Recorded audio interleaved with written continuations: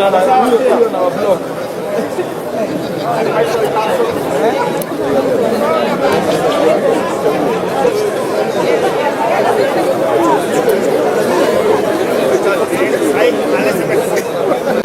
you know, my brother, Professor Machogu, is really, you know, we really need to give it to that man, because he has really faced the bull by the horns. He is slaying the dragon in terms of mismanagement of our public universities, in terms of transforming the way we finance our public universities.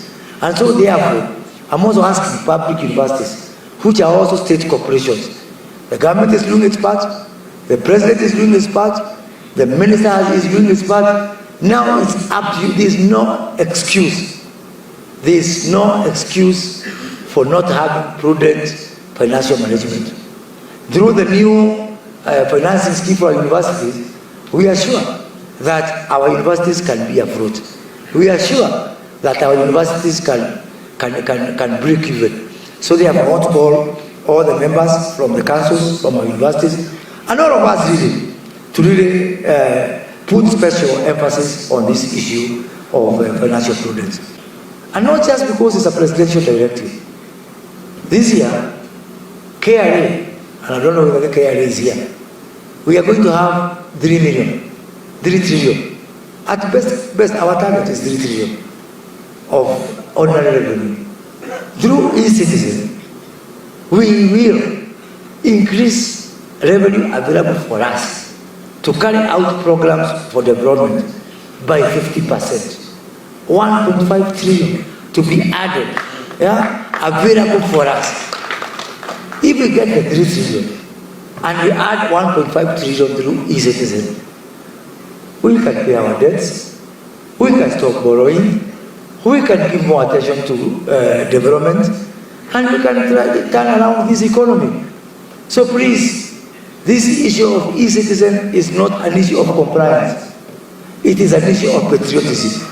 If you love this country, please give special attention to this issue of being on e-citizen, to this issue of digital migration, to this issue of digitization of our services. Today, 5% of you are giving dividends to government, 5%. Yet, Kenya Commercial Bank, for which Kenya government only owns 17%, it is giving more dividends to government than all of you combined. Because people who are there and who are using their brain that time, they privatized Kenya Commercial Bank, which one day was a full-fledged parastatal. Today, Kenya government owns only 35% of Safaricom. Safaricom gives Kenya government more dividends than all of you combined. Kicc, before we had the climate summit, it was known more for the mende and the rats that are, running inside that building. When we try to privatize, timunauza. It is our heritage. Is poverty your heritage? Is poverty your destiny? I want someone here to tell me, I am so proud. Don't sell poverty. Poverty is inheritance I got from my grandfather. How can you sell my piece of poverty? I want to bequeath it to my children. Tutumia akili jamani. Tafadhali, let us do what is sensible. We must democratize this society.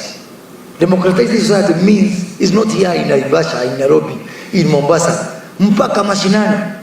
That is why I am very happy with what we are doing with the judiciary, giving access to justice to everyone. Hata yule mtu who is not represented here, he is not represented on Twitter, haiko kwa TikTok na kwa Instagram, hata hao wako na nafasi. And we must give light and voice to all those people who are not in the table. Because the problem in this country, if you make yourself to the table, you only come with your agenda, and all the other Kenyans are on the menu.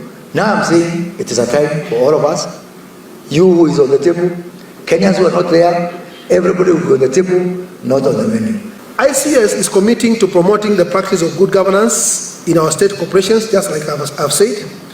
This year, 2024, the Institute has lined up a series of trainings relevant to the board members, senior management and secretariats in state corporations, And we have got the information which will be shared with all of you. I don't want to get into that detail, but some of them are touching on board evaluation, which is very key.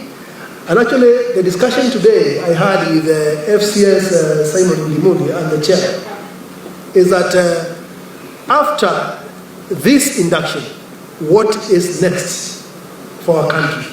And we were saying, after you have all been trained and considering the budget that you normally expend in the interest of the public, the next stage should be to find out what is the impact of this training. And therefore, board evaluation comes into being. Those academicians who are here, I wish to mention that probably those who are doing PhDs and so on and so forth, that's a subject matter you can research on and give us an authoritative outcome so that as a country, we are able to speak from a point of knowledge. And sir, we are also assisting our